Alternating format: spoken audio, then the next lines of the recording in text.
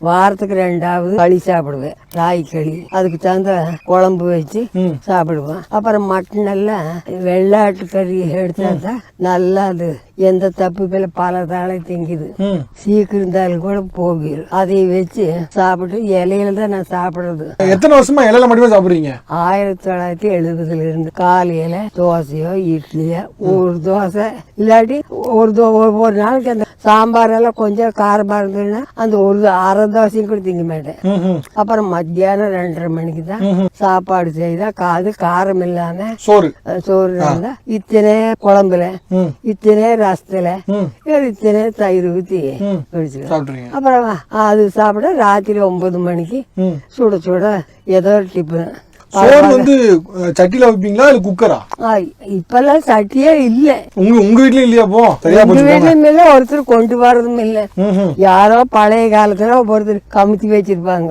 உங்களுக்கு பிபி சுகர்லாம் உண்டா?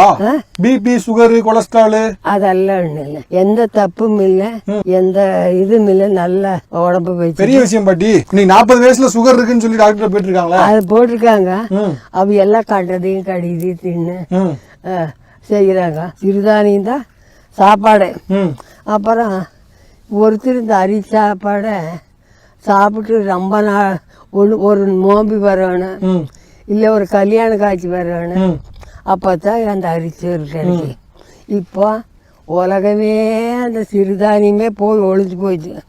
இன்னும் வார குழந்தைகளுக்கு அந்த சிறுதானியம்ங்கிறது என்னன்னு தெரியாது. இந்த காலத்துக்காரருக்கு நாகரிகம் ஒண்ணு இருக்கக்கூடாது, சுத்தமா இருக்கணும், நாகரீகமா அப்படின்னு செய்யறாங்க. அதனால உண்மையில பிள்ளை பாதுகளுக்கு சொன்னாலும் கேட்க மாட்டாங்க. எல்லா சாப்பாடு சாப்பிடுவேன், களி சாப்பிடுவேன், கம்மஞ்சோறு சாப்பிடுவேன், ராகி களி சாப்பிடுவேன், தெனஞ்சோறு சாப்பிடுவேன். அப்பெல்லாம் மருந்தடிக்க மாட்டாங்க. ஆர்வம் அவிய வீடு கிட்ட இருந்தாதான் எந்த பண்டையும் பண்ண முடியும். நாம சொல்லி சொல்லி செய்யற வேலை ஆகாது. உங்களுக்காக ஆர்வம் வேணும். இப்ப இங்க போலன்னா வீட்டோட போயிருந்தாக்க என்ன போயிடலாமல்ல, வந்துட்டு எப்படி இது பார்க்காம போறது? வரணும். அப்படி ஆர்வம் இருக்கணும். உடம்ப பாத்துக்கணும், ஆர்வம் நமக்கு வேணும். ஆர்வம் வேணும். சாமி இதெல்லாம் செய்யாதீங்க, உடம்புக்கு கெடுதல் வேண்டாம்னு சொன்னா கேட்பாங்க. அப்புறம் அதுவும் போக ஒரு 10 தோட்டத்துக்காரர் பக்கத்துக்காரர் ஒரே வெள்ளாமை செய்யணும். அவ மருந்து அடிச்சு இப்ப இது மருந்து அடிச்சு இது மருந்து அடிக்காம செய்தா அப்ப புண்ணியம் இல்லை. அது போய் அந்த காத்துல ஏன் திரும்பல.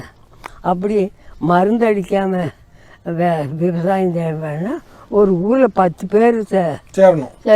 இப்ப நீங்க வந்து மருந்து அடிக்காம பண்றீங்க, உங்க பக்கத்து தோட்டத்துல மருந்து அடிச்சா அவ இவ அப்படி விற்கிறதா, இவ அது தளதளன்னு இருக்க பழ காயல்ல, இது மங்குன. சரி, இன்னொன்னு இப்போ இன்னைக்கு தேதி எல்லாரும் சொல்றாங்க செயற்கையா பண்ணாங்க அப்படின்னா நல்ல விளைச்சல் கிடைக்கும், இயற்கையா பண்ணா விளைச்சல் கிடைக்காதுன்னு. அதை பத்தி நீங்க என்ன நினைக்கிறீங்க?